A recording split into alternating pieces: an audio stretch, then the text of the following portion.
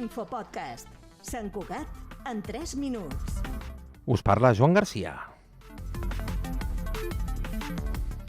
Parlem de l'expressió de moda 6-7, que es podrà trobar a partir d'avui en format joc de taula. Es tracta de la nova creació d'Eugeni Castaño i Aida Márquez, que pel títol de joc buscaven alguna cosa que cridés l'atenció, que fos atractiu per tothom.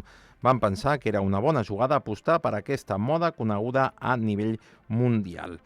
Segons explica Castaño, es tracta d'un joc familiar de 2 a 6 jugadors a partir de 8 anys, pensat perquè tant petits com grans s'ho puguin passar bé. Es tracta d'un Push Your Luck. És un joc on has de llançar uns daus i intentar arriscar al màxim fins a aconseguir la victòria. Una partida pot acabar tan ràpidament com una primera ronda o pot acabar al cap de 20 minuts. El joc el van crear el passat mes de març, es va presentar al Protos i Tipos, una trobada d'autors i autores d'Espanya, i allà mateix el van signar amb l'editorial Combo Games.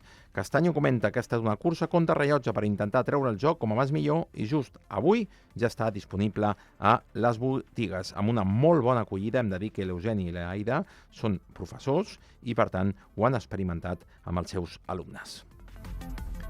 I notícia de base a Sant Cugat perquè la pastisseria Saba tanca indefinidament. El comerç en 2 botigues estava obert des de 1951. Així ho ha indicat un cartell a la porta de la botiga del carrer de Santiago Rossinyol, sense oferir més informació. Una situació excepcional en un comerç que opera des de 1951 a la ciutat i que ofereix postres, pastissos i rebosteria de tot tipus. D'altra banda, la Teca Sabat sí que està oberta amb normalitat, tal com ha comprovat Cugat Mèdia. En declaracions al Tot Sant Cugat, la família ha lamentat el tancament. Es veiem obligats a cessar l'activitat comercial de pastisseria Sabat a causa de dificultats sobrevingudes, sense donar massa explicacions. El que també han assegurat que ha estat una decisió especialment difícil, però inevitable. A més, agraeixen a la clientela i treballadors l'acompanyament al llarg d'aquests 75 anys d'història.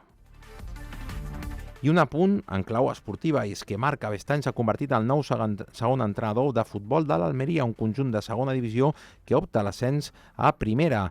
Anirà acompanyat amb el tècnic responsable d'aquest conjunt andalús, un altre català, García Pimienta, que ha dirigit, entre d'altres, el Barça B, les Palmes i el Sevilla.